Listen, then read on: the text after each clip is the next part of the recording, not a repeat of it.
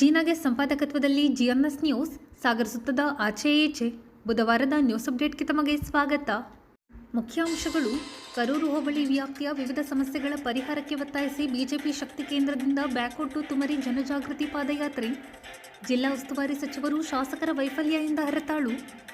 ಮಾರಿಕಾಂಬಾ ಜಾತ್ರೆಗೆ ಕಾಂಗ್ರೆಸ್ ಕಚೇರಿ ಎದುರಿನ ಜಾಗ ಹರಾಜಿನ ಹಣ ಫ್ಲೆಕ್ಸ್ಗೆ ನೀಡಿದ್ದಾರೆಂದು ಶಾಸಕರ ವಿರುದ್ಧ ಹಾಲಪ್ಪ ಆರೋಪ. ಜನಜಾಗೃತಿ ಪಾದಯಾತ್ರೆ ಸಮಾರೋಪದಲ್ಲಿ ಪ್ರಸನ್ನ ಕೆರೆಕೈ ಮಲ್ಲಿಕಾರ್ಜುನ ಖರ್ಗೆ ಅವರಿಂದ ಆಡಳಿತ ವಿರೋಧಿ ವಿರುದ್ಧ ಗುಡುಗು. ಶ್ರೀಧರ್ ಕೆಳದಿಪುರ ಬರೆದ ಗೇಣಿ ಹೋರಾಟ ಕುರಿತ ಕಂಡುಗ ಕಾದಂಬರಿ ಲೋಕಾರ್ಪಣೆ. ಕೃತಿ ಕುರಿತು ಸುಧೀಂದ್ರ ಕುಮಾರ್ ಮುರೊಳ್ಳಿ ಹೋರಾಟ ದಿನಗಳನ್ನು ನೆನಪಿಸಿಕೊಂಡ ಬಿಆರ್ ಜಯಂತ್. ಈಗ ಸುದ್ದಿಯ ವಿವರ. ಸಾಗರ ತಾಲೂಕಿನ ತುಮರಿಯಲ್ಲಿ ಮಂಗಳವಾರ ಕುದುರೂರು ಬಿಜೆಪಿ ಮಹಾಶಕ್ತಿ ಕೇಂದ್ರದ ವತಿಯಿಂದ ಕರೂರು ಹೋಬಳಿ ಜ್ವಲಂತ ಸಮಸ್ಯೆಗಳ ವಿರುದ್ಧ ಪರಿಹಾರ ಕಲ್ಪಿಸುವಂತೆ ಒತ್ತಾಯಿಸಿ ಬ್ಯಾಕ್ವುಡ್ನಿಂದ ತುಮರಿಯವರೆಗೆ ಬೃಹತ್ ಜನಜಾಗೃತಿ ಪಾದಯಾತ್ರೆ ನಡೆಯಿತು. ಮೆರವಣಿಗೆಯುದ್ದಕ್ಕೂ ಜಿಲ್ಲಾ ಉಸ್ತುವಾರಿ ಸಚಿವರು, ಶಾಸಕರು ಹಾಗೂ ತಾಲೂಕು ಆಡಳಿತದ ವೈಫಲ್ಯದ ವಿರುದ್ಧ ಧಿಕ್ಕಾರ ಕೂಗಲಾಯಿತು. ತುಮರಿಯಲ್ಲಿ ನಡೆದ ಪ್ರತಿಭಟನಾ ಸಭೆ ಉದ್ದೇಶಿಸಿ ಮಾಜಿ ಸಚಿವ ಹಾಗೂ ಬಿಜೆಪಿ ರಾಜ್ಯ ಉಪಾಧ್ಯಕ್ಷ ಹರತಾಳು ಹಾಲಪ್ಪ, ತಾಲೂಕು ಪಂಚಾಯಿತಿ ಮಾಜಿ ಅಧ್ಯಕ್ಷ ಮಲ್ಲಿಕಾರ್ಜುನ ಖರ್ಗೆ, ಕೇಂದ್ರ ಸಾಂಬಾರು ಮಂಡಳಿ ಸದಸ್ಯ ಪ್ರಸನ್ನ ಕೆರೆಕೈ ಮಾತನಾಡಿದರು. ಪ್ರತಿಭಟನೆಯಲ್ಲಿ ಪ್ರಶಾಂತ್ ಕೆಎಸ್, ಸುವರ್ಣ ಟೀಕಪ್ಪ, ಸುಧೀಂದ್ರ, ನಾಗರಾಜ್ ಬೊಬ್ಬಿಗೆ, ಗಣಪತಿ ಹಿನ್ಸೋಡಿ, ಅರುಣ್ ಕೊಗ್ವೆ, ಗಣೇಶ್ ಪ್ರಸಾದ್, ದೇವೇಂದ್ರಪ್ಪ, ಬಿಸಿ ಲಕ್ಷ್ಮೀನಾರಾಯಣ್, ಮಂಜಯ್ಯ ಜೈನ್, ಶ್ರೀನಿವಾಸ್ ಜಿಪಿ, ರಘುಪತಿ, ಗೋವರ್ಧನ್, ಅನಿಲ್ ಕುಮಾರ್, ನಾಗರತ್ನ, ಮಂಜಪ್ಪ, ಪಿಟಿ ಸುಬ್ರಾವ್ ಇನ್ನಿತರರು ಹಾಜರಿದ್ದರು. ಸುಧೀಂದ್ರ ಅವರು ಮಾತಾಡಿದ್ದಾರೆ. ಅವ್ರು ಹೇಳಿದಷ್ಟನ್ನು ನಾವು ಒಪ್ತೇವೆ, ನಮ್ಮದು ಸಹಮತ ಇದೆ. ಭಾಳ ಉದ್ದಕ್ಕೆ ಅದನ್ನು ಬೆಳೆಸೋಕ್ಕೆ ಹೋಗೋದಿಲ್ಲ. ಅವ್ರು ಹೇಳಿದ್ದೆಲ್ಲ ಸತ್ಯ ಇದೆ. ನೀವು ಹೇಳಿದಷ್ಟು ಜನರು ಹೇಳಿದ್ದು ಸರಿ ಇದೆ. ಇದಕ್ಕೆಲ್ಲ ಕಾರಣಗಳೇನು? ಇದು ಭಾರಿ ದೊಡ್ಡ ಪ್ರಮಾಣದ ನಿಮ್ಮದು ಹೋರಾಟ ಹೇಳಿದ್ರು ಪ್ರಸನ್ನ ಅವರು. ಮಾಡಬೇಕು, ಒಂದಿಷ್ಟು ಕೇಂದ್ರ ಸರ್ಕಾರ ರಾಜ್ಯ ಸರ್ಕಾರದ ಗಮನ ಸೆಳೀಬೇಕು, ಅದು ಒಂದು ಭಾಗ. ಆದರೆ ಈ ನಿಮ್ಮ ಸಮಸ್ಯೆಗಳು ಜಿಲ್ಲಾ ಸರ್ಕಾರ, ಜಿಲ್ಲೆಯಲ್ಲಿ ಒಂದು ಸರ್ಕಾರ, ಜಿಲ್ಲಾ ಉಸ್ತುವಾರಿ ಸಚಿವರು ಇರ್ತಾರೆ, ಅದಕ್ಕೆ ಪೂರಕವಾಗಿ ಶಾಸಕರು ಇರ್ತಾರೆ, ಒಂದಿಷ್ಟು ತಾಲೂಕು ಆಡಳಿತ ಮಾಡಬೇಕು, ಡೆಪ್ಯುಟೇಷನ್ಗೆ, ಅಂಥ ವಿಷಯಗಳೇ ಇಲ್ಲಿದ್ದಾವೆ. ಹಾಗಾಗಿ ಜಿಲ್ಲಾ ಉಸ್ತುವಾರಿ ಸಚಿವರ ವೈಫಲ್ಯ, ಸ್ಥಳೀಯ ಶಾಸಕರ ವೈಫಲ್ಯದಿಂದ ನಿಮಗೆ ತೊಂದರೆ ಆಗ್ತಾ ಇದೆ. ಮೂಲಭೂತವಾಗಿ ಒಂದಿಷ್ಟು ಬೇಕಾಗಿತ್ತು, ಸೇತುವೆ ಆಗಬೇಕಾಗಿತ್ತು, ಅದು ಕೇಂದ್ರ ಸರ್ಕಾರ ಮಾಡಿಕೊಡ್ತು. ಇಲ್ಲಿ ಹೋರಾಟಗಾರರು ಮತ್ತೊಂದು ಮುಗಿದೊಂದು ಒಂದು ಇನ್ನೊಂದಿಷ್ಟು ಶಾಶ್ವತ ಕೆಲಸಗಳಾಗಬೇಕು. ಈ ರಸ್ತೆ ಇಲ್ಲಿಂದನೂ ಮುಂದುವರೆದು ಒಳ್ಳೆಯ ರಸ್ತೆ ಆಗಬೇಕು, ಅದು ಒಪ್ತೇವೆ. ಆದರೆ ಈ ಸಮಸ್ಯೆಗಳು ಸಾಗರದ ತುಮರಿ ಆಸ್ಪತ್ರೆ, ಇದನ್ನು DHO ಸಾಲ್ವ್ ಮಾಡಬೇಕು. DHOಗೆ ಉಸ್ತುವಾರಿ ಸಚಿವ ಮತ್ತು ಶಾಸಕರು ಡೈರೆಕ್ಷನ್ ಕೊಟ್ಟು ಮಾಡಬೇಕು. ಅವ್ರು ಏನು ಮಾಡ್ತಿದ್ದಾರೆ, ಅವ್ರ ಹತ್ರ ಆಗಬೇಕಾದ ಕೆಲಸಗಳು ಅವರಿಬ್ಬರಿಗೆ ತಾಗಬೇಕು. ನಾವು ಪಶುವೈದ್ಯಕೀಯ ಒಂದು ಶಾರ್ಟೇಜ್ ಇದೆ ದೇಶದಲ್ಲಿ, ರಾಜ್ಯದಲ್ಲಿ, ಜಿಲ್ಲೆಯಲ್ಲಿ. ಅದನ್ನು ಮ್ಯಾನೇಜ್ ಮಾಡಬೇಕು. ಯಾರು ಮಾಡಬೇಕು? ನಾವು ಕೇಂದ್ರ ಸರ್ಕಾರ ರಾಜ್ಯ ಸರ್ಕಾರವನ್ನು ಬೈಕೊಂಡು ಸಿದ್ದರಾಮಯ್ಯ DK ಶಿವಕುಮಾರ್ ಬೈಕೊಂಡಿದ್ರೆ ಆಗೋದಿಲ್ಲ. ಇಲ್ಲಿಯ MLA ಮತ್ತು ಇಲ್ಲಿಯ ಉಸ್ತುವಾರಿ ಸಚಿವರು ಮಾಡಬೇಕು ಈ ಕೆಲಸನ. ಕಾನೂನುಗಳು ಯಾವುದೂ ಬದಲಾವಣೆ ಆಗಿಲ್ಲ. ನಾವೆಲ್ಲ ಸರ್ಕಾರ ನಡೆಸಿದ್ವಲ್ಲ, ನಾನು MLA ಆಗಿದ್ನಲ್ಲ, ಆಗಿದ್ದ ಕಾನೂನುಗಳೇ ಇದ್ದಾವೆ. ಯಾವ ಕಾನೂನು ತಿದ್ದುಪಡಿ ಆಗಿಲ್ಲ. ನಿಮ್ಮ ಸಮಸ್ಯೆಗೆ ಸಂಬಂಧಪಟ್ಟ ಹಾಗೆ ಯಾವ ಹೈಕೋರ್ಟ್ ಆದೇಶವೂ ಬಂದಿಲ್ಲ. ಕರೂರು ಹೋಬಳಿ ಜನರಿಗೆ ಮನೆ ಕಟ್ಟೋದು ಕಲ್ಲು ಮರಳು ಜಲ್ಲಿ ಬೇಕು. ಯಾರು ಕೊಡ್ಬೇಕು ಇದನ್ನ? ಯಾರು ಕೊಟ್ಟಿದ್ರು? ನಾನು ಕೊಟ್ಟಿದ್ನಾ? ನೀವು ಕೊಟ್ಟಿದ್ರು? ಯಾರು ಕೊಟ್ಟಿದ್ರು? ಈಗಿನ ಶಾಸಕರು ಹಿಂದಿದ್ದಾಗ ಕೊಡ್ಲಿಲ್ವಾ? ಇದು ಕಂಡು ಕಾಣದಿದ್ದಾಗೋ ಒಂದು ನಡ್ಕೊಂಡು ಹೋಗ್ತಾ ಇದೆ ಒಂದು ಪದ್ಧತಿ. ಕ್ವಾರಿನೇ ನಿರ್ವಹಣೆ, ಅದು ಯಾವ ದೊಡ್ಡ ವಿಷಯ? ವಿದ್ಯುತ್ ಕೊಡ್ಬೇಕಪ್ಪ. ಮಲೆನಾಡವರು ಕೊಡ್ತೀವಿ. ನಾವಿದ್ದಾಗ ತೊಂದರೆ ಆಗ್ಲಿಲ್ವಲ್ಲ? ತೊಂದರೆ ಆದ್ರೂ ಕೂಡ ಬಗೆಹರಿಸ್ತಿದ್ವಲ್ಲ. ಯಾಕೆ ಆಗ್ತಾ ಇಲ್ಲ? ಹಗಲಿನಲ್ಲಿ ಬೇಕಾದಷ್ಟು ವಿದ್ಯುತ್ ಇದೆ ಅಂತ ಇದೇ ಶಾಸಕರು ಹೇಳಿದ್ದಾರೆ. ನಮ್ಮ ಹತ್ರ ಹಗಲೊತ್ತು ಬೇಕಾದಷ್ಟು ವಿದ್ಯುತ್ ಇದೆ, ಅದಕ್ಕಾಗಿ ಪಂಪ್ಡ್ ಸ್ಟೋರೇಜ್ ಮಾಡ್ತೀವಿ. ಆ ಹಗಲು ಉಪಯೋಗಿಸ್ಕೊಂಡು ಸ್ಟೋರ್ ಮಾಡಿಕೊಂಡು ನೀರೆತ್ತಿ ನೀರಿನ ರೂಪದಲ್ಲಿ ವಿದ್ಯುತ್ತನ್ನು ಶೇಖರಣೆ ಮಾಡ್ಕೊತೀವಿ. ಈ ಸಂಜೆ ಹೊತ್ತಿಗೆ ನಾವು ವಿದ್ಯುತ್ತನ್ನು ಉತ್ಪತ್ತಿ ಮಾಡಿ ಕೊಡ್ತೀವಿ ಜನಕ್ಕೆ ಅಂತ ಹೇಳ್ತೇವೆ ನಾವು. ನಾನು ಮಾಡ್ತೇನೆ. ಒಂದು ದಿನ ₹1 ಯಾರು ಕೇಳಿ ಯಾವತ್ತೂ ಇಸ್ಕೊಂಡಿಲ್ಲ ಇವರೇ. ನೀವೆಲ್ಲ ವಿರೋಧ ಪಕ್ಷದಲ್ಲಿದ್ರಿ, ಯಾವತ್ತರ ಕೇಳಿ ಯಾರು ಇವತ್ತಿನವರೆಗೆ ಜೀವನದಲ್ಲಿ, ರಾಜಕೀಯ ಜೀವನದಲ್ಲಿ ದುಡ್ಡು ಇಸ್ಕೊಂಡಿದ್ರೆ? ಇಸ್ಕೊಂಡಿಲ್ಲ ಅಂತ ಹೇಳಿ ಇವರು. ಇಸ್ಕೊಂಡಿದ್ದಕ್ಕಾಗಿ ಇದೆಲ್ಲ ತಾಪತ್ರರಾಗ್ತದೆ. ಕೊಟ್ಟಿದ್ದೀರೋ ಬಿಟ್ಟಿದ್ದೀರೋ ತಮ್ಮ. ಎ ಸಿ ಅವರ ದುಡ್ಡು ಕೊಟ್ಟು ಬಂದಿದ್ರು ಇಲ್ಲ ಗೊತ್ತಿಲ್ಲ. ಒಳ್ಳೆ ಎ ಸಿ ಇದ್ದಾರೆ, ಅವರು ಅತ್ಯಂತ ಆಪ್ತರು ಹೌದು. ಯಾರಿಗೆ? ಶಾಸಕರಿಗೆ. ನಮಗೆಲ್ಲ ಒಳ್ಳೆ ಇದು ಎ ಸಿ ಹೌದು. ಆದರೆ ನೀವು ಕೊಟ್ಟು ಬಂದಿರೋ ಕೊಡದೆ ಬಂದಿದ್ದೀರೋ ಅದ್ರ ದುಡ್ಡು ನಿಮ್ಮ ಹೆಸರಿನಲ್ಲಿ ತಗೊಳ್ತಾರೆ. ಸ್ವತಃ ಮಾರಿ ಜಾತ್ರೆಯಲ್ಲಿ ದುಡ್ಡು ತಗೊಂಡಿದ್ದಾರೆ ಎ ಸಿ ಕಡೆಯಿಂದ. ಎ ಸಿಗೆ ಮುಟ್ಟಿದೆಯಲ್ಲ ನಂಗೆ ಗೊತ್ತಿಲ್ಲ.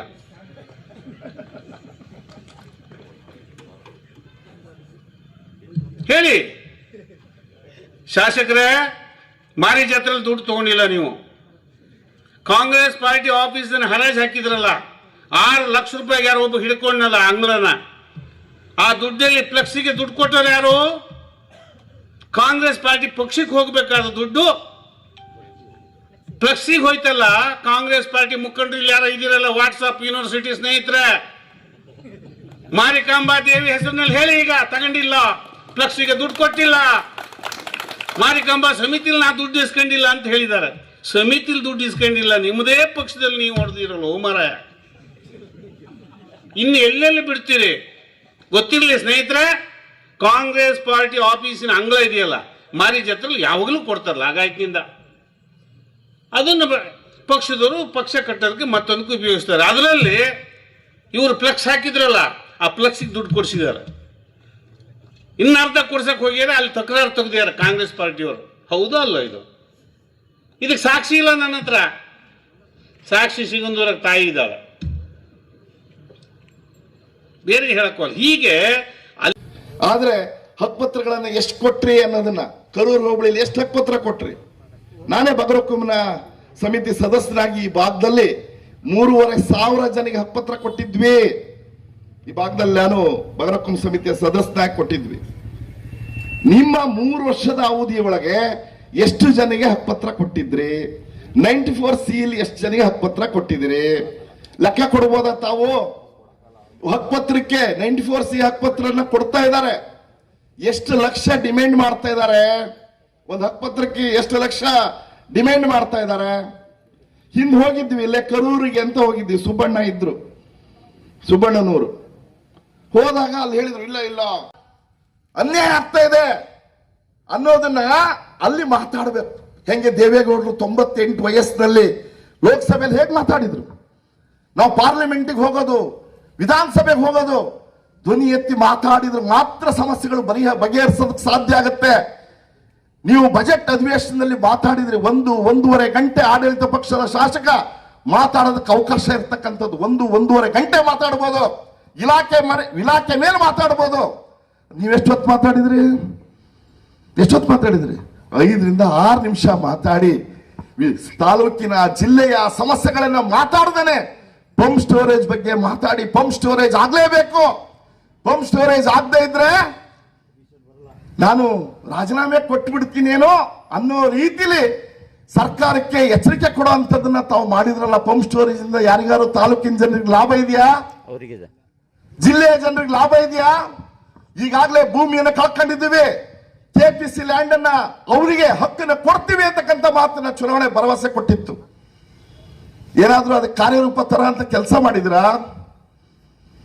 ಎಲ್ಲಿ ಯಾರಾದ್ರೂ ಕೆಪಿಸಿ ಲ್ಯಾಂಡ್ ನಲ್ಲಿ ಬಾವಿ ತೆಗಿಯಕ್ಕೆ ಹೋದ್ರೆ ಅದನ್ನು ತಮ್ಮ ಕಾರ್ಯಕರ್ತರು ಯಾರೋ ಹೇಳಿದ್ರು ಅಂತ ಅದನ್ನ ತಡೆಯೋದು,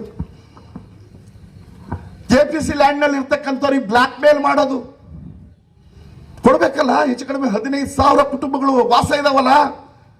1979 ಪೂರ್ವದಲ್ಲಿ ಗುತ್ತಿಗೆ ಆಧಾರದಲ್ಲಿ ಸರ್ಕಾರ ಕೊಡ್ತಾ ಇತ್ತು. ಅದನ್ನ ಮರುಜಾರಿ ಮಾಡ್ತಕ್ಕಂಥದ್ದು ಆಗ್ಬೇಕು ಅಂತಕ್ಕಂಥದ್ದು ನಮ್ಮ ಹಕ್ಕತ್ವ ಇದೆ. ಅದಾಗ್ಬೇಕದು, ಅದು ನ್ಯಾಯ ಇದೆ ಅಂತಕ್ಕಂಥದ್ದಿದೆ. ಅರಣ್ಯಾಧಿಕಾರಿಗಳನ್ನ ಇಟ್ಕೊಂಡು ತಾವು ಎಷ್ಟು ಬ್ಲಾಕ್ ಮೇಲ್ ಮಾಡ್ತಾ ಇದ್ರಿ. ಕರೂರು ಬಾರಂಗಿ ಹೋಬಳಿ ಕೆಲವು ಭಾಗದಲ್ಲಿ ಅನ್ಯಾಯ ಮಾಡ್ತಾ ಇದ್ರಿ. ಪೊಲೀಸ್ ಇಲಾಖೆಯಲ್ಲಿ ನೆನೆಬೇಕು ಯಡಿಯೂರಪ್ಪನವ್ರನ್ನ. ಒಬ್ಬರೇ ಮನುಷ್ಯ ವಿಧಾನಸಭೆಯಲ್ಲಿ ಇದ್ದಾಗ ಅವತ್ತೇ ಕಾಯ್ದೆ ಬಂದ್ಬಿಟ್ಟಿತ್ತು. ಹಕ್ರವ್ರೆ ನೀವ್ ಹೇಳ್ತೀರಿ, ಒಂದು 153 ತಂದ ಯಡಿಯೂರಪ್ಪ ಅಂತ. ಅವತ್ತು ರಾಚಯ್ಯನವರ ಮುಖಾಂತರ ರಾಮಕೃಷ್ಣ ಹೆಗಡೆ ಅವ್ರ ಸರ್ಕಾರದಲ್ಲಿ ಮಂಡನೆ ಆಗಿತ್ತು, ಸರ್ಕಾರಿ ಜಮೀನಲ್ಲಿ ಇದ್ದವ್ರನ್ನೆಲ್ಲರನ್ನು ಜೈಲಿಗೆ ಹಾಕಬೇಕು ಅಂತ. ಯಡಿಯೂರಪ್ಪನವ್ರ ಏಕಾಂಗಿ ಹೋರಾಟದಿಂದ ಭಗವತಿನ ಶಾಸನ ಈ ರಾಜ್ಯದಲ್ಲಿ ಜಾರಿಗೆ ಬಂದಿದೆ. ಅದನ್ನೆಲ್ಲ ನಾವು ನೆನಪಿಟ್ಕೋಬೇಕು ಅಂತ ಹೇಳ್ತಕ್ಕಂಥ ಸಂಗತಿಯನ್ನು ಹೇಳ್ತಾನೆ. ಆ ಶಾಸನ ಜಾರಿ ಬಂದಿದ್ದಕ್ಕೆ ಅದರಲ್ಲಿ ಫಲಾನುಭವಿಗಳು ನಾವಿದ್ದೇವೆ. ಯಡಿಯೂರಪ್ಪನವರಿಗೆ ಕ್ರೆಡಿಟ್ ಹೋಗ್ಬೇಕು ಸರ್. ನಿಮ್ಗೆ ಸಮಯ ಬೇರೆ ಆಗ್ಬಿಡ್ತು, ನಾನು ಭಾಷಣ ಸ್ಟಾರ್ಟ್ ಮಾಡಿದ್ರೆ ಈ ಒಂದು ಸರ್ಕಾರವನ್ನ ಏನ್ ಕರಿಬೇಕು ಅಂತ ಗೊತ್ತಾಗಲ್ಲ. ನಾವು ಸಿದ್ದರಾಮಯ್ಯ ಅಧಿಕಾರಕ್ಕೆ ಬಂದ ತಕ್ಷಣ ದೇವರಾಜ ಅರಸು ಅವರು ದಾಖಲೆ ಮುರಿತಕ್ಕಂಥ ಚೀಫ್ ಮಿನಿಸ್ಟರ್, ಈ ರಾಜ್ಯದಲ್ಲಿ ಅತ್ಯಂತ ಬಜೆಟ್ ಜಾಸ್ತಿ ಕೊಟ್ಟಿರ್ತಕ್ಕಂಥ ಚೀಫ್ ಮಿನಿಸ್ಟರ್, ಈ ಸರ್ಕಾರ ಟೇಕ್ ಆಫ್ ಆಗುತ್ತೆ ಅಂತ ನಾವು ಕಾದ್ವಿ. ಇದು ಟೇಕ್ ಆಗಲೇ ಇಲ್ಲ, ಆಫ್ ಆಗ್ಬಿಟ್ಟಿದೆ ಈ ಸರ್ಕಾರ. ಈಗ ಕೀ ತಗೊಂಡು ಡಿ.ಕೆ. ಶಿವಕುಮಾರ್ ಅವರು ವಿಮಾನದಿಂದ ಇಳಿದು ಬಿಟ್ಟಿದ್ದಾರೆ. ಯಾವ ಕಾರಣಕ್ಕೂ ಇನ್ನು ಸಿದ್ದರಾಮಯ್ಯನವ್ರ ಹತ್ರ ಇದನ್ನ ಟೇಕ್ ಆಫ್ ಮಾಡೋದಕ್ಕಾಗಲ್ಲ, ಕ್ರಾಶ್ ಮಾಡೋದು ಮಾತ್ರ ಉಳಿದಿದೆ. ಯಾರು ಕೇಳಲಿಲ್ಲ. ನಾವು ನಮ್ಮ ಪಕ್ಷ 23ರಲ್ಲಿ ನಮ್ಮ ದುರ್ದೈವ, ನಾವು ಜನಾಕ್ರೋಶಕ್ಕೆ ಗುರಿಯಾಗಿದ್ವಿ, ನಮ್ಮನ್ನು ತಿರಸ್ಕಾರ ಮಾಡಿದ್ರು ಜನ, ಒಪ್ತೇವೆ ನಾವು ಅದನ್ನ. ಆದ್ರೆ ನಾವು ಅಧಿಕಾರಕ್ಕೆ ಬರ್ತೀವೋ ಇಲ್ಲೋ ಅಂತ ಹೇಳ್ತಕ್ಕಂಥ ಅನುಮಾನದಲ್ಲಿ ಕೊಟ್ರಲ್ಲ ಗ್ಯಾರಂಟಿ ಕೊಟ್ರೆ.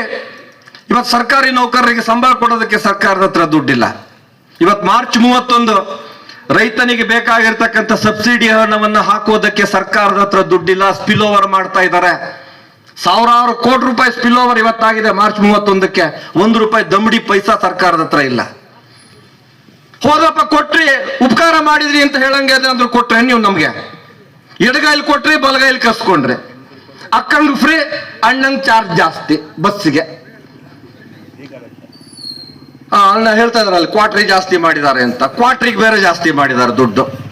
ವಿದ್ಯುತ್ ಫ್ರೀ ಕೊಟ್ರೆ ವಿದ್ಯುತ್ತಿನ ದರವನ್ನ ಜಾಸ್ತಿ ಮಾಡಿದ್ರೆ, ಬಾಂಡ್ ಪೇಪರ್ ದುಡ್ಡ್ರೆ ₹10 ₹20 ಆಗ್ತಾ ಇರೋದು. ಬಡವರ ಬಗ್ಗೆನೇ ಮಾತಾಡ್ತಿದೀವಿ. ₹10 ₹100 ಆಗ್ತಾ ಇದ್ದಂತ ಅಫಿಡೇವಿಟ್ಗೆ ಇವತ್ತು ₹500 ಅಲ್ವಾ ನಮ್ಮ ಮಂಜಯ್ಯ? ಈ ತರದ ಎಡಗೈಲಿ ಕೊಟ್ಟು ಬಲಗೈಲಿ ಕಸ್ಕೊಂಡಿರ್ತಕ್ಕಂಥ ಸರ್ಕಾರ ಇವಾಗ ಬಂದಿರೋದು. ಬಡವರ ಪರ ಸರ್ಕಾರ ಅಲ್ಲ. ಪತ್ರಕರ್ತರು ಇದನ್ನು ಗಮನಿಸ್ಬೇಕು, ಜನರ ಮಧ್ಯೆ ಹೇಳಬೇಕು. ಈ ತರದ ಸರ್ಕಾರಗಳು ಕರ್ನಾಟಕ ರಾಜ್ಯದಲ್ಲಿ ಯಾವಾಗಲೂ ಬರಲಿಲ್ಲ. ಇದು ಬರ್ಬಾದ್ ಮಾಡಿ ಹೋಗ್ಬಿಡ್ತಾರೆ. ಹಲಪ್ದವ್ರೆ ನನಗೆ ಮುಂದಿನ ಸರ್ಕಾರ ಬಂದ್ರೆ ಸಮ್ ಮಾಡ್ಕೊಳ್ಳೋದಕ್ಕೆ 2 ವರ್ಷ ಬೇಕು. ಸಾಲ ತಗೊಳ್ಳಕ್ಕೆ ವಿಧಾನಸಭೆ ಅಡವಿಟ್ರು ಕೂಡ ದುಡ್ಡು ಹುಟ್ಟಲ್ಲ ಕರ್ನಾಟಕ ಸರ್ಕಾರಕ್ಕೆ. ಆ ಸ್ಥಿತಿಯಲ್ಲಿದೆ ಕರ್ನಾಟಕ ಸರ್ಕಾರದ ಆರ್ಥಿಕ ಸ್ಥಿತಿ. ಇದು ಶೋಚನೀಯ ರೀ. ದುಡ್ಡಿಲ್ಲ ಸರ್ಕಾರದ ಹತ್ರ, ಒಪ್ಕೋಬೇಕು ಅವರು. ಕಾಗೋಡು ಚಳುವಳಿ ಯಾವ ಹಕ್ಕಿಗಾಗಿ ನಡೆದಿತ್ತೋ ಆ ಹಕ್ಕನ್ನು ಪಡೆದ ಫಲಾನುಭವಿಗಳು ಅದನ್ನು ಮರೆತು ನಡೆದದ್ದು ಮಾತ್ರ ವಿಪರ್ಯಾಸ ಎಂದು ಜನಪರ ಹೋರಾಟಗಾರ ಸುಧೀರ್ ಕುಮಾರ್ ಮುರೊಳ್ಳಿ ತಿಳಿಸಿದರು. ಸಾಗರದ ಸರ್ಕಾರಿ ಪ್ರಥಮ ದರ್ಜೆ ಕಾಲೇಜಿನಲ್ಲಿ ಬುಧವಾರ ಗೀತಾಂಜಲಿ ಪುಸ್ತಕ ಹೊರತಂದಿರುವ ಶ್ರೀಧರ್ ಕೆ.ಎ. ಕೆಳದಿಪುರ ಬರೆದಿರುವ 2 ಖಂಡುಗ ಕಾದಂಬರಿ ಬಿಡುಗಡೆ ಮಾಡಿ ಅವರು ಮಾತನಾಡುತ್ತಿದ್ದರು. ಹೋರಾಟದ ಹಾದಿ ನೆನಪು ವಿಷಯ ಕುರಿತು ಬಿ.ಆರ್. ಜಯಂತ್ ಮಾತನಾಡಿದರು. ಪ್ರಾಚಾರ್ಯ ಡಾಕ್ಟರ್ ಜಿ. ಸಣ್ಣ ಹನುಮಪ್ಪ ಕಾರ್ಯಕ್ರಮದ ಅಧ್ಯಕ್ಷತೆ ವಹಿಸಿದ್ದರು. ವೇದಿಕೆಯಲ್ಲಿ ಲೇಖಕ Shridhar K A. Keladipura, Mohan Kumar, doctor A B. Umesh, Suresh Jambani, Eshwar Naik Kugwe ಇನ್ನಿತರರು ಹಾಜರಿದ್ದರು. ಅನುಮಿಟ್ಟುಕೊಂಡಿರ್ತಕ್ಕಂಥ ಸಂಗತಿಯನ್ನ ಒಂದು ಹೋರಾಟದ ರೂಪಕ್ಕೆ ತಂದು ಅದನ್ನ ಕಾನೂನಾಗಿಸುವ ನಿಟ್ಟಿನಲ್ಲಿ ಹೇಗೆ ಪ್ರಯತ್ನವಾಯಿತು, ಆ ಮುಖೇನ ಹೇಗೆ ನನ್ನ ಹಿರಿಯರು ಒಂದು ಹಕ್ಕು ಪತ್ರವನ್ನು ಪಡೆಯುವುದು ಮುಖ್ಯ ಆಯಿತು. ಈಗ ಕಾಲ ಚೇಂಜ್ ಆಗಿದೆ. ಹೇಗೆ ಚೇಂಜ್ ಆಗಿದೆ?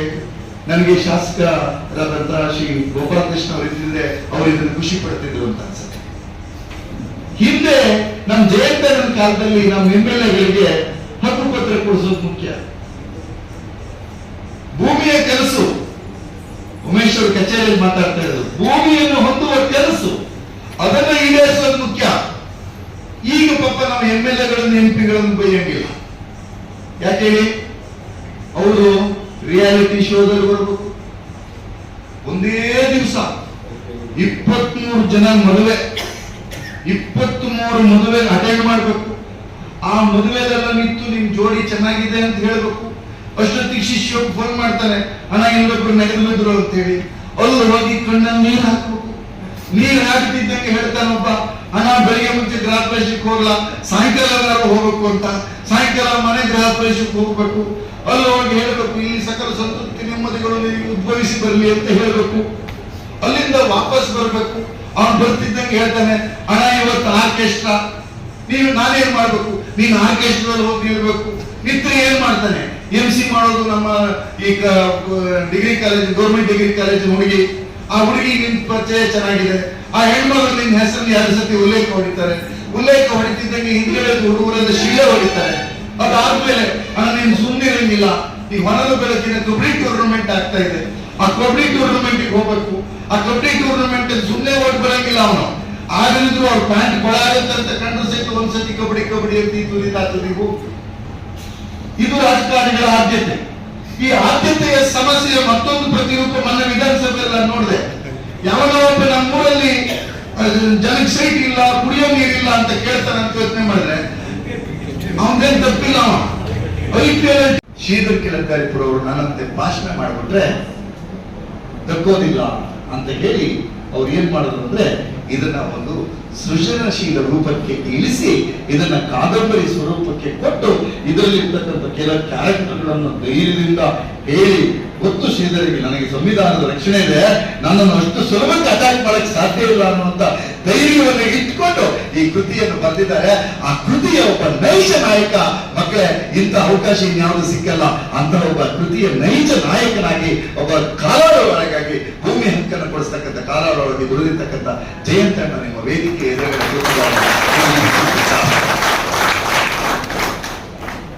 ಇದಕ್ಕಿಂತ ಸಾರ್ಥಕತೆ ಇನ್ನೇನು? ಸೊ ನಾವು ಒಂದು ಬೇರೆ ಕಾಲಕ್ಕೆ ಬಂದ್ಬಿಟ್ಟಿದ್ವಿ.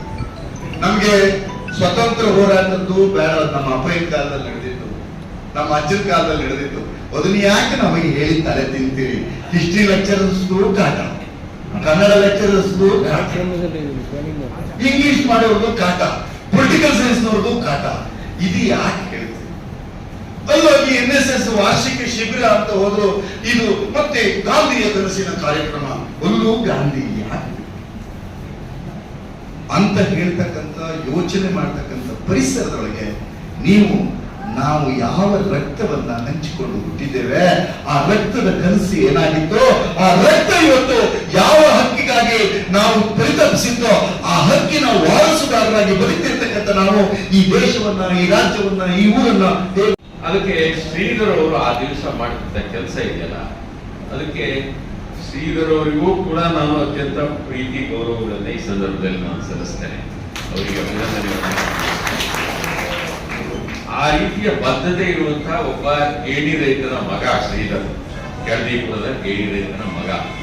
ಅವರು ಆ ಊರಿನ ಕಥೆಯನ್ನ, ಅವ್ರ ಊರಿನಲ್ಲಿರೋರು ಎಲ್ಲರೂ ಕೂಡ ಗೇಣಿ ರೈತರೇ ಆಗಿತ್ತು. ಅವ್ರ ಎಲ್ಲರ ಅರ್ಜಿಗಳನ್ನು ನಾನೇ ಅವರು ದೇವಸ್ಥಾನದಲ್ಲಿ ಕೂತ್ಕೊಂಡು ಬರ್ತಿದ್ದೀವಿ 1974ರಲ್ಲಿ. ಎಷ್ಟು ವರ್ಷ ಆಯ್ತು? 50 ವರ್ಷ ಆಯ್ತಾ? ಸುಮಾರು 50 ವರ್ಷ ಆಯ್ತು. ಅವಾಗಿಂದ ನಾನು 24 ವರ್ಷದವನು. ನಿಮ್ಮ ಹಾಗೆ ಹಿಂದ್ಗಡೆ ಕೂತಿದ್ರಲ್ಲ, ನಿಮ್ಮ ವಯಸ್ಸಿನವನು ನಾನು. ಎಲ್ಲರೂ ಗೇಣಿ ರೈತರಾಗಿತ್ತು. ಅಂತ ಒಂದು ಗೇಣಿ ರೈತ ಕುಟುಂಬದ ಒಬ್ಬ ಮಗನಾಗಿ ಶ್ರೀಧರ್ ಆ ಹೋರಾಟದ ಕಥೆಯನ್ನ, ಆ ಭೂಮಿಗೋಸ್ಕರ ಏನು ಹೋರಾಟ ನಡೀತು ಆ ಕಾಲದಲ್ಲಿ, ಆ ಒಂದು ಊರಿನ ಕಥೆಯನ್ನ ಒಂದು ಪುಸ್ತಕದ ರೂಪದಲ್ಲಿ ಇವತ್ತು ಪ್ರಕಟಣೆ ಮಾಡಿದ್ದಾರೆ, ಬಿಡುಗಡೆ ಮಾಡಿಸಿದ್ದಾರೆ. ಆ ಊರಿನ ಕಥೆ ಏನಿದೆ ಅದು ಇಡೀ ಎಲ್ಲಾ ಗ್ರಾಮದ ಕಥೆಯೂ ಕೂಡ ಹೌದು. ಎಲ್ಲ ಗ್ರಾಮದಲ್ಲೂ ಕೂಡ ಈ ರೀತಿಯ ಜಿಜ್ಞಾಸೆ, ಸಹಜವಾಗಿ ಭೂಮಿಯನ್ನ ಕಳ್ಕೊಂಡೋರೋದಕ್ಕೆ ಒಡ್ಡಿದಂತ ಪ್ರತಿರೋಧ, ಮತ್ತೆ ಭೂಮಿಯನ್ನ ಅವರಿಗೆ ಕೊಡಿಸಲೇಬೇಕು ಎನ್ನುವಂತಹ ನಮ್ಮ ಹೋರಾಟ, ಇದು ಸಹಜವಾಗಿ ಎಲ್ಲಾ ಗ್ರಾಮದಲ್ಲೂ ಕೂಡ ನಡೆದು ಬಂದಿದೆ. ನಾನು ಅಲ್ಲೇ ಮಾಸೂರಿನಲ್ಲಿ ಒಬ್ಬನ ಜಮೀನನ್ನ ಗದ್ದೆ ಕೊಯ್ಸಿ ಅವನ ಮನೆಗೆ ಹಾಕಿದ್ವಿ. ಸುಧೀರ್ ಅವರೇ ಅವರಿಗೆ ಆ ಭೂಮಿಯನ್ನ ಭೂಮಾಲೀಕರು ಏನ್ ಮಾಡಿದ್ರು, ಅದಕ್ಕೆ ಕಾಂಪ್ಲೇಂಟ್ ಮಾಡಿದ್ರು. ಹಿಂಗೆ ಅವ್ರ ಊರವ್ರು ಒಂದು 20 ಜನ ಮತ್ತೆ ನನ್ನನ್ನು ಸೇರಿಸಿ ನಾವು ದರೋಡೆ ಮಾಡಿದ್ವಿ ಅಂತ ಒಂದು ಕೇಸ್ ಹಾಕಿದ್ರು. ಅದು ದರೋಡೆ ಕೇಸ್ ಆಯ್ತು. ಸಬ್ ಇನ್ಸ್ಪೆಕ್ಟರ್ ನಮ್ಮ ಮೇಲೆ ಚಾರ್ಜ್ ಶೀಟ್ ಹಾಕಿದ್ರು ಸಾಗರ ಮ್ಯಾಜಿಸ್ಟ್ರೇಟ್ ಕೋರ್ಟ್ ಅಲ್ಲಿ. ನಾವು ಹಿಂಗೆ ಕೋರ್ಟ್ ಅಂದ್ರೆ ಇದೆಯಲ್ಲ, ಹಿಂಗೆ ತಿಂಗಳ ಹೋಗೋದು ಬರೋದು ಸುಮಾರು 1 ವರ್ಷ ಕೋರ್ಟ್ ಅಲಿತಾ ಇದ್ವಿ. ಅಷ್ಟೊತ್ತಿಗೆ ತುರ್ತು ಪರಿಸ್ಥಿತಿ ಬಂತು. ತುರ್ತು ಪರಿಸ್ಥಿತಿಯಲ್ಲಿ ನಾನು ಜೈಲಿಗೆ ಹೋಗ್ತೀನಿ, ಬಳ್ಳಾರಿ. ಹಾಗೆ ಒಂದ್ ದಿವಸ ಬೆಳಿಗ್ಗೆ 6 ಗಂಟೆಗೆ ಆಂಧ್ರ ಕಡೆ ಪೊಲೀಸರು ಕನ್ನಡ ಪ್ರದೇಶರು ನನಗೆ ಹೊರಗೆ ಕಾರು ಮಾಡಿ ಕೈಗೊಂದು ಬೇಡಿ ಹಾಕಿದ್ರು. ಮತ್ತು ಯಾಕೆ ಹಾಕ್ತೀರಿ ಬೇಡಿನ ಏನು ಹೇಳಿಲ್ಲ. ಸೀದಾ ಕರ್ಕೊಂಡು ಒಂದು ಬಸ್ ಹಚ್ಚಿ ಸಾಗರ ಕರ್ಕೊಂಡು ಇಡೀ ದಿವಸ ಆಯ್ತು. ಅಲ್ಲಿಂದ ಒಂದ್ ಸ್ವಲ್ಪ ನೀರು ಕೊಡ್ರಪ್ಪ ಅಂದೆ. ಕೈಲಿಗಳಿಗೆ ನೀರು ಕೊಡಂಗಿಲ್ಲ, ದಾರಿಯಲ್ಲಿ ಕಾನೂನಿದೆ ಅಂತಂದ್ರು. ಹಾಗಾಗಿ ಸಾಗರಕ್ಕೆ ಬರೋಷ್ಟೊತ್ತಿಗೆ ನನಗೆ ಹೊಟ್ಟೆ ಹಸಿದು ಪ್ರಾಣ ಸಂಕಟ ಶುರುವಾಗಿತ್ತು. ಆ ಕೇಸ್ನಲ್ಲಿ ಕೊನೆಗೆ ಕೋರ್ಟಿಗೆ ಹಾಜರುಪಡಿಸಿದ್ರು. ಮತ್ತೆ ಆ ಕೇಸನ್ನು ಮುಂದೆ ಹಾಕಿದ್ರು. ಮತ್ತೆ ವಾಪಸ್ ಯಥಾ ಪ್ರಕಾರ ಬಳ್ಳಾರಿ ನನ್ನನ್ನು ತಗೊಂಡೋಗಿ ಅಲ್ಲೇ ಬಿಟ್ಟರು. ಹೀಗೆ ಒಂದು ಭೂಮಿಯನ್ನ ಈ ಬಡವನಿಗೆ ಕೊಡಿಸೋದಕ್ಕೆ ಆ ಕಾಲದಲ್ಲಿ ಈ ರೀತಿಯ ಸಂಕಟಗಳು. ಇದು ಬುಧವಾರದ ಸಮಗ್ರ ಸುದ್ದಿ. ನಿರಂತರ ಸುದ್ದಿಗಾಗಿ ನೋಡ್ತಾ ಇರಿ GMS ನ್ಯೂಸ್. ನಮಸ್ಕಾರ.